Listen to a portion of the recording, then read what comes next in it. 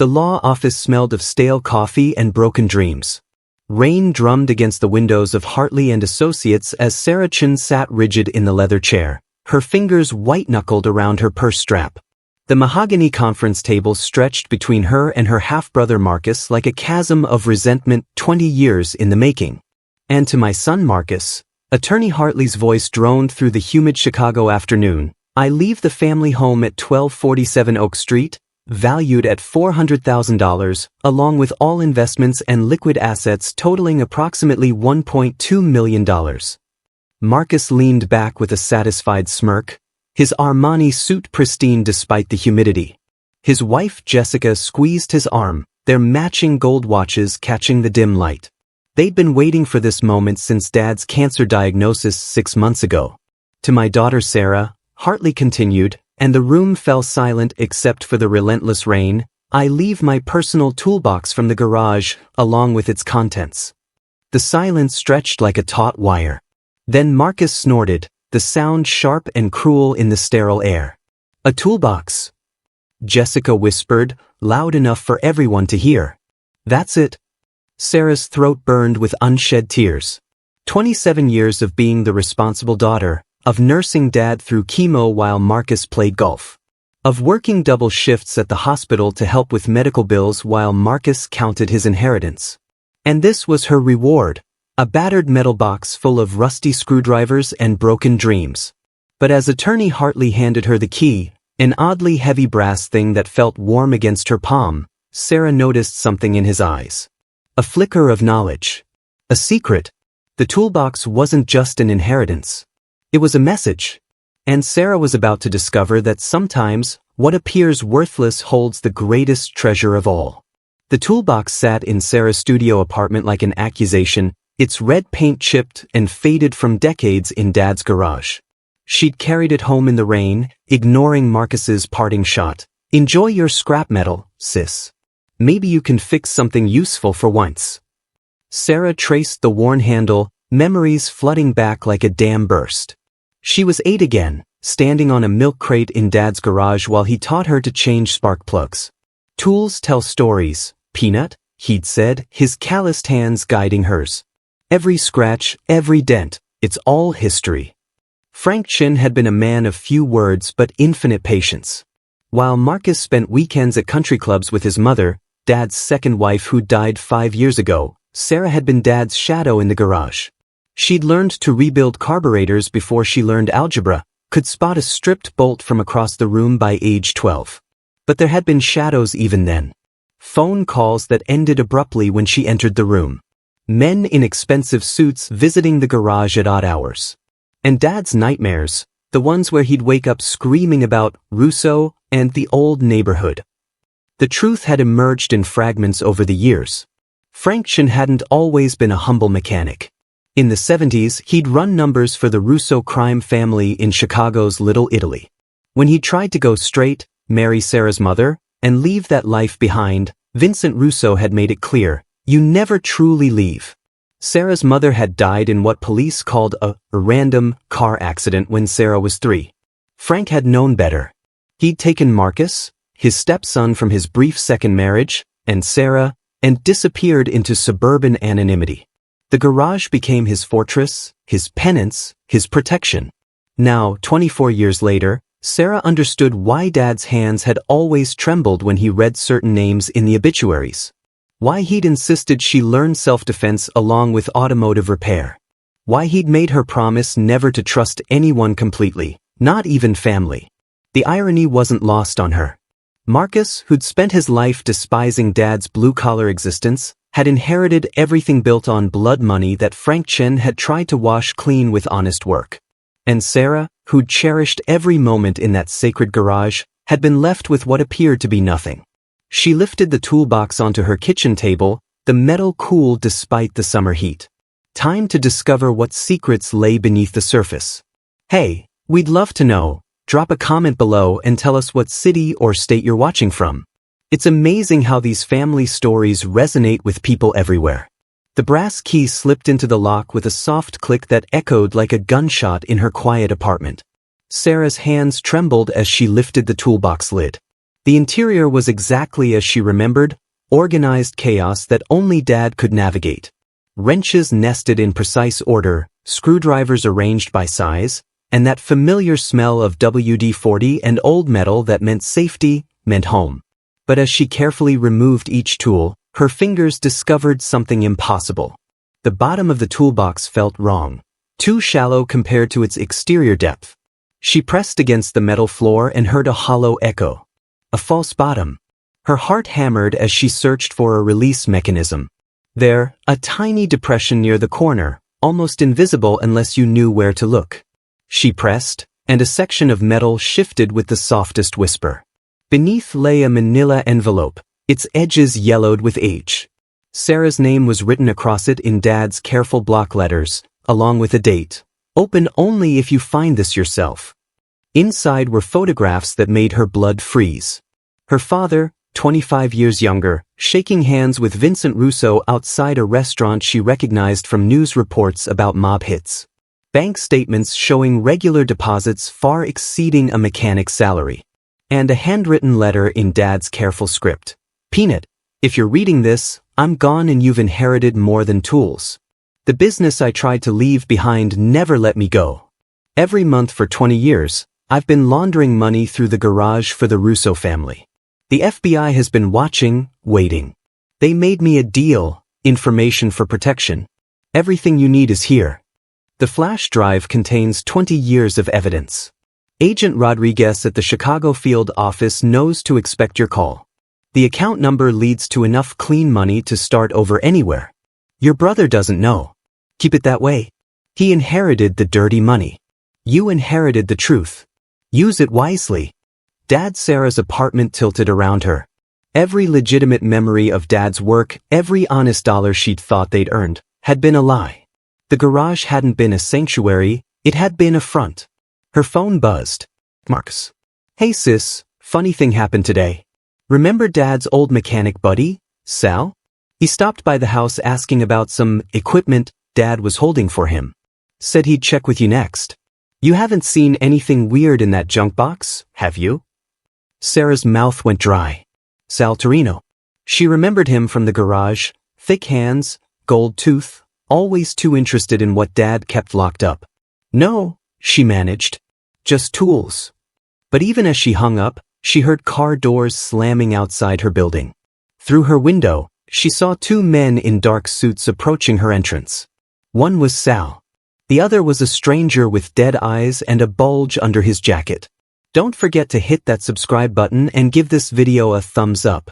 We're pushing hard to reach 1,000 subscribers, and every bit of support helps us bring you more incredible stories like this one. Sarah grabbed the envelope and flash drive, her mind racing. Dad's final gift wasn't just evidence, it was a target on her back. The Russo family wanted their insurance policy back, and they'd kill anyone who stood in their way, including the daughter of the man who'd betrayed them. The footsteps were already echoing up the stairwell. Sarah clutched the flash drive as heavy footsteps thundered up the stairs. Her fire escape window was already open. Dad's paranoia had trained her well. She slipped onto the metal grating just as her apartment door exploded inward. Where is she? Sal's voice carried through the night air. Sarah descended silently, her nurse's training keeping her movements controlled despite the adrenaline flooding her system. At the alley below, she pulled out her phone with shaking fingers. Agent Rodriguez? This is Sarah Chen. Frank Chen's daughter. I have something you need to see. The FBI safe house felt like a tomb.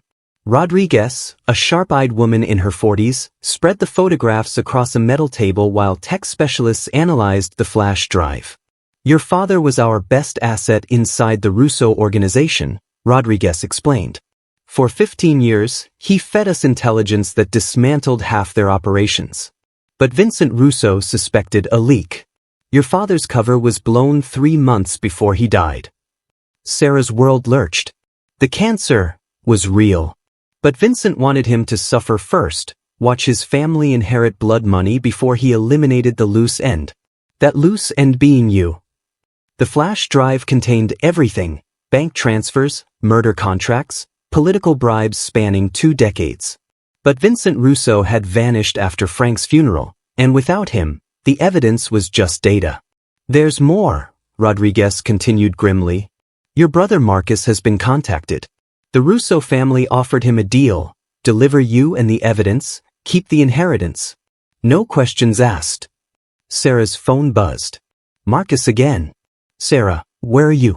Sal says Dad owed some people money. They just want to talk. Come to the house. We can work this out as family. Her brother's voice carried the hollow echo of betrayal. Even now, faced with the truth about their father's hidden life, Marcus chose money over blood. There's something else, Rodriguez said, producing another envelope. Your father left this specifically for tonight. Inside was a single key and an address Sarah recognized, their father's garage, now abandoned since his death. But there was also a note: the Real treasure was never in the box. It's what the box taught you to build. At the garage, Rodriguez's team surrounded the building while Sarah used Dad's key to enter through the back. The familiar smell of motor oil and memories hit her like a physical blow. But something was different. In the center of the garage, where Dad's main workbench had stood, the concrete floor showed fresh tool marks. She knelt, running her fingers over scratches that spelled out numbers. Coordinates. Beneath a removable section of flooring lay Dad's real legacy, not just evidence, but a second safe containing documents that proved the Russo family had been systematically infiltrated by federal agents for years. Vincent Russo wasn't hiding from the FBI. He was working for them, feeding them information about rival families while his own organization crumbled from within. The garage door exploded open. Vincent Russo himself stood silhouetted against the floodlights, flanked by Sal and 3 other men. Behind them, hands zip-tied, was Marcus. Frank Chen's daughter, Vincent said, his voice carrying the weight of old graveyards. You've caused me considerable trouble. But Sarah smiled, remembering every lesson Dad had taught her about pressure, leverage, and knowing when to apply force. Mr. Russo, she called out, loud enough for the FBI microphones to catch every word. Thank you for confirming your identity for the record. Agent Rodriguez, you can come in now. The floodlights revealed the truth. Rodriguez's team had been waiting, recording everything. Vincent Russo's face twisted as he realized the trap Dad had spent 15 years building had finally closed. The aftermath unfolded like a controlled demolition, methodical, devastating, and irreversible. Vincent Russo's arrest made headlines for 3 weeks straight.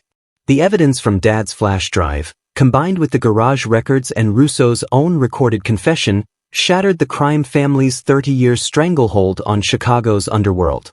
Sarah sat in the FBI debriefing room, watching through one-way glass as her brother Marcus answered questions about his inheritance. The color had drained from his face when Agent Rodriguez explained that every dollar of his $1.2 million inheritance was documented as proceeds from illegal activities. Under federal asset forfeiture laws, the house, the investments, even his car, all would be seized. I didn't know, Marcus kept repeating, his expensive suit wrinkled from a night in federal custody. How could I have known? But Sarah remembered the phone calls Marcus had ignored when Dad was dying. The way he'd rolled his eyes at Dad's paranoid security measures. The hurried conversations with financial advisors about maximizing his inheritance before the funeral was even planned. Marcus hadn't wanted to know. Willful ignorance had been his shield. The irony was devastating. Marcus, who'd spent his adult life distancing himself from Dad's blue-collar world, had eagerly inherited the criminal proceeds Dad had tried to cleanse through honest work. While Sarah, who'd treasured every oil-stained lesson in the garage, inherited the one thing Frank Chen had managed to keep pure, the truth. Rodriguez found Sarah in the hospital cafeteria 3 days later. The media storm had finally died down, but Sarah felt hollow, exhausted from grief that kept changing shape. There's something your father wanted you to have, Rodriguez said, sliding a thick envelope across the table. We've verified it's clean money, payments the Bureau made him over the years for his cooperation. He never touched a penny of it. It's yours now. Enough to start over wherever you want. Sarah stared at the bank documents. $847,000. More money than she'd ever imagined, earned not through crime but through her father's courage to risk everything for justice. And Marcus? She asked. He'll face charges for money laundering if he tries to hide any assets. But if he cooperates fully, testifies about what he knows about the Russo operations, the prosecutor might be willing to deal. He's looking at probation, community service, financial ruin, but not prison. Sarah nodded, feeling neither satisfaction nor vindication. Marcus was still her brother, still the boy who'd helped her build blanket forts before their worlds divided. But he was also a stranger who'd been willing to trade her life for dirty money. The real revelation had come from Agent Rodriguez the night of Russo's arrest. Frank Chen hadn't just been an informant. He'd been the architect of a 15-year operation that had systematically destroyed organized crime's hold on Chicago. Every mob boss arrested, every money laundering scheme exposed, every protection racket dismantled, Dad's fingerprints were on all of it. Your father saved hundreds of lives, Rodriguez had said. Business owners who didn't have to pay protection money. Kids who grew up in neighborhoods free from gang violence. Honest cops who didn't have to choose between corruption and death threats. He was a hero, Sarah. But heroes don't always get parades. Now, sitting in the same hospital where she'd worked double shifts to pay Dad's medical bills, Sarah understood the final lesson her father had tried to teach her. The toolbox had never been about inheritance. It had been about inheritance of values. Marcus had learned to see worth only in dollar signs. Sarah had learned to find value in the work itself, in building something meaningful with your hands and your heart. The garage was hers now, legally transferred through a trust Dad had established years earlier. She could sell it, walk away with Rodriguez's clean money, and start over anywhere in the world. Or she could do what Frank Chen would have done, roll up her sleeves and get to work. The choice, like everything else Dad had taught her, was about more than money. It was about what kind of person she wanted to build herself into, one day at a time. 3 months later, Marcus stood outside the garage in rumpled jeans and a borrowed coat, his designer life reduced to whatever fit in a single suitcase. Federal asset forfeiture had taken everything except his willingness to testify against remaining Russo associates. Sarah, he said, his voice small in the autumn air. I know I don't deserve to ask, but I need work. I need to start over. Sarah looked at her half-brother, really looked at him for the first time in years. She saw Dad's stubborn jawline, their shared inheritance of determination that had taken such different paths. She saw a man who'd lost everything because he'd never learned what really mattered. Can you learn to use tools? She asked. Marcus nodded, tears streaming down his face. Sarah handed him a wrench, the same one Dad had given her at age 8. Then we'll start with the basics. Tools tell stories, Marcus. Every scratch, every dent, it's all history. Time to write a better ending. 1 year later, Chen Family Auto Repair buzzed with the honest noise of work well done. Sarah wiped grease from her hands as she watched Marcus carefully align a brake rotor, his movements still uncertain but growing more confident each day. The brother who'd once scorned their father's calloused hands now bore his own badges of honest labor. The garage walls displayed new photographs alongside Dad's old tools, Marcus and Sarah rebuilding their first engine together, the community award for their free car repair program for single mothers, the thank you letters from families whose lives had been touched by Frank Chen's final gift of truth. Agent Rodriguez visited monthly, not for debriefings anymore, but for oil changes and the occasional coffee with Sarah. The Russo trials had concluded with 17 convictions and the complete dismantling of Chicago's oldest crime syndicate. Frank Chen's name appeared in the FBI commendations, finally public after years in shadows. He'd be proud, Rodriguez said, watching Marcus teach a teenager how to change spark plugs through the same community program Dad had quietly funded for decades. Both of you. Sarah nodded, feeling Dad's presence in every tool, every lesson passed forward. The inheritance hadn't been about money or even justice. It had been about understanding that the most valuable things we leave behind are the values we instill in others. The toolbox sat on her workbench now, its false bottom revealed but its true purpose fulfilled. Every day, Sarah opened it not for secrets but for instruments that built rather than destroyed, that fixed what was broken rather than breaking what was whole. Marcus approached, his hands dirty and his smile genuine for the first time since childhood. Ready to head home, sis? Not the house he'd inherited and lost, not the apartment where she'd lived in fear, but this garage where Frank Chin had taught them both, in different ways at different times, that the measure of a person wasn't what they accumulated, but what they contributed. Sometimes the greatest treasures hide in plain sight, disguised as worthless inheritance in a world obsessed with surface value. Sometimes justice comes not through revenge but through rebuilding. And sometimes the most profound love expresses itself not through what we give our children, but through what we teach them to give themselves. Frank Chen's children had inherited exactly what they were capable of handling. And in learning to use those gifts wisely, they discovered the truth he'd spent his lifetime protecting, that redemption is always possible for those willing to do the work. Thanks for watching this incredible story of family, justice, and hidden treasures.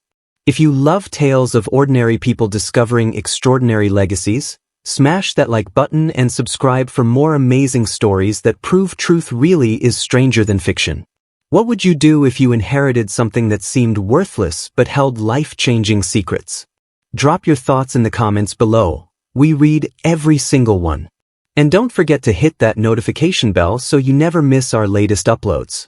Until next time, remember, the most valuable inheritances can't be counted in dollars.